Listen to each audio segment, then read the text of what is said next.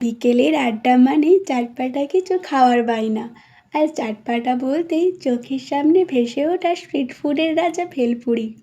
তবে আজ দোকানে যাওয়া বা ময়দা খোঁজার কোনো দরকার নেই, শুধু ঘরে থাকা সামান্য সুজি দিয়েই আজ আমরা বানিয়ে ফেলবো দুর্দান্ত মুচমুচে সুজির ভেলপুরি।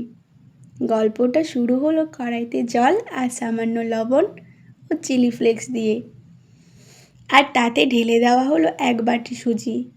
এরপর খুন্তি দিয়ে নাড়াতে নাড়াতে অল্প চিনি দিয়ে সুজি সব জল শুষে নিয়ে এক সুন্দর খামিরে পরিণত হলো।